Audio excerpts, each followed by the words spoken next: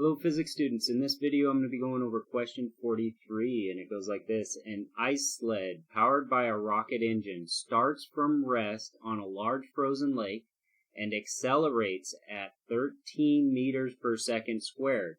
And at time 1 the rocket engine is shut down and the sled moves at a constant velocity until time 2. The total distance traveled by the sled is 5.3 times 10 to the third meters, and the total time is 90 seconds. Find time 1, time 2, and velocity. So let's go ahead and gather some information here and visualize this and get started.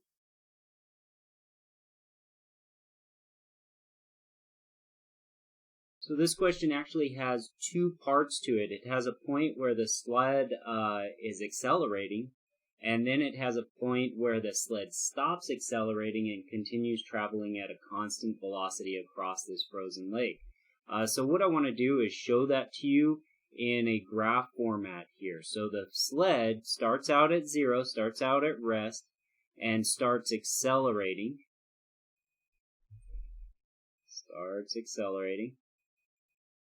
And then once it reaches a certain point, it cuts off its engine, and that's at time 1, and then moves at a constant velocity after that, and then ends its motion there at time 2. So let's go ahead and mark those. So at this point on the graph is T1, and at this point is T2. And we know also by the question that the total time here between these, so this one plus this one, equal 90.0 seconds. Alright, so now let's gather some information about the first stage of what's going on here. So at T1, we want to see what's going on before T1 and ignore the rest for right now. So let's go ahead and write some things down. What is the velocity at this point here? Well, it starts from rest, so that is the initial velocity. So we go VI is right here, so that's VI. And then this right here is VF. And if you notice in stage 2, VF is our constant velocity, so that is the velocity we're looking for right there.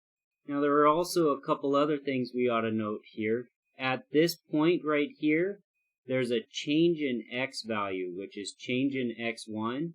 And then at this point here, there's a change in x2, or a displacement 2, that we have to note. And then the total displacement between these is marked down in the equation as 5,300. So now let's go ahead and write up our information for just stage 1. Now the first value that I want to write down is VI, so our initial velocity in just stage 1, so we're just looking at stage 1, which is between this time here. Our initial velocity is 0. And then our velocity final we do not know, so our velocity final is nothing yet. And then our time 1, we can actually write that down. We know what time 1 is. Time 1 equals 90.0 minus time 2. Lastly, we have an acceleration. Our acceleration is 13 meters, or 13, sorry, I can do that 3 better, 13 meters per second squared. Now with this information, we should be able to use a couple of different equations to gather some more information. We want to know what the change in x1 is, change in x1, and then we also want to know what VF is. And we're going to get close enough to those values as possible, so as close to those values as possible, but we still don't have all the information without taking into account this second stage of motion. The equations that we are going to use is a couple of ones that we've used quite a few times, and the first equation that we're going to use is a final velocity equation because we want to find that final velocity for stage 1, and that'll give us the velocity that we need for the other part there. So let's go. Final velocity equals initial velocity plus acceleration times time. Now, the next equation that we want to use for this set, for stage 1, is change in x, and I'm going to say change in x1, because this is our initial motion. We're going to have a change in x2 for stage 2. Velocity initial times time plus 1/2 acceleration times time squared. So our velocity final we do not know yet, but our velocity initial we know, and our acceleration we know, but our time, we don't know our time 1 yet. And I should have put time 1 here. Time 1. We don't know our time 1 yet, or we have a pretty good idea of what it is, but and we can replace that value later. But let's go ahead and solve as much as we can for our velocity in this equation, or in stage 1, and solve as much as we can for our initial movement there. So x1. Alright, so let's go ahead and do that. So VF, which I'm just going to write as V because that's what we're looking for, VI equals 0 plus acceleration, which is 13 meters per second squared, times time 1. Now if I reduce that down, we just have velocity equals 13 times time 1. Let's solve for our change in x value. So change in x, using this equation here, change in x1 equals velocity initial, which is 0, time 1, plus 1/2 the acceleration, which the acceleration is 13.0 meters per second. I can add the 0.0. I just want to remember my significant figures there. Time 1 squared. So we want to do that. 1/2 times 13 would be 6.5. 6.5 T1 squared.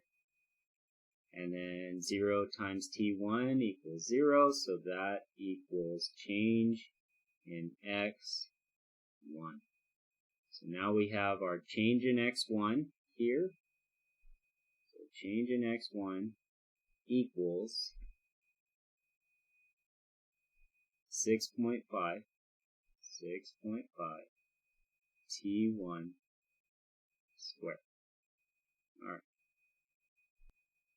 So I'm going to gather up all the information that I have from stage 1 and bring it over to stage 2 and solve the rest of this problem. I rewrote stage 1.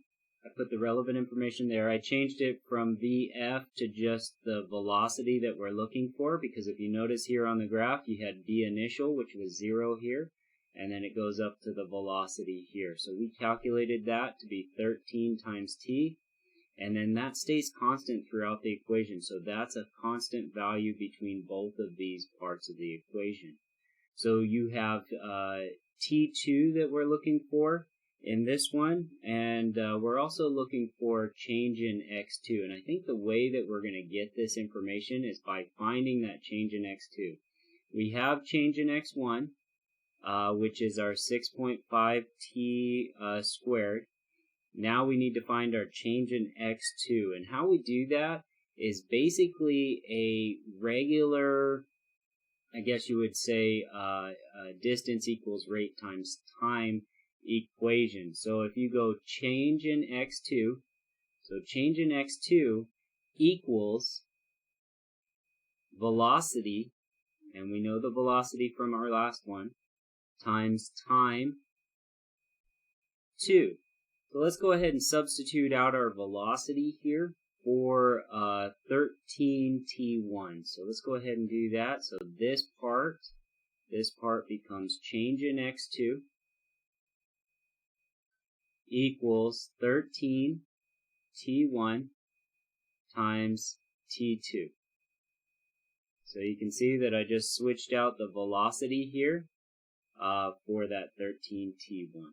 So we know that x1 plus x2 equals 5.30 times 10 to the third, or 5,300. So let's go ahead and put in those equations in that place. So let me go 5,300, or 5.30 times 10 to the third, equals change in x1, I'll just write it out here, change in x2,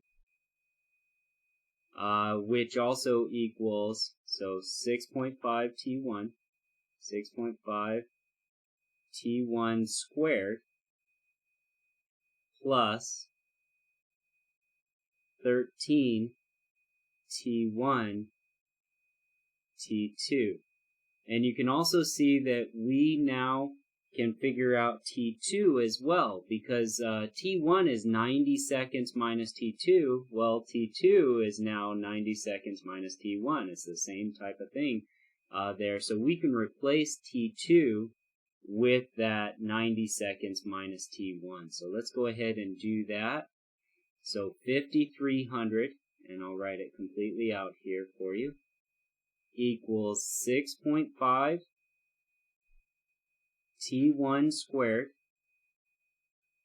plus 13t1, and then we're going to substitute in for t2, we're going to call that 90 seconds, 90, well, I guess 0.0 seconds. I haven't been putting in my 0.0, so watch your sig figs there, minus t1. And now we have all the t1s there, so we have one variable left over, and that's it. So go ahead and take this equation that I've left over here for you, solve it using the quadratic formula, and get that t1 value for yourselves. And once you get t1, then it's just taking that time value and plugging it in to 90 seconds minus t1 would give you t2.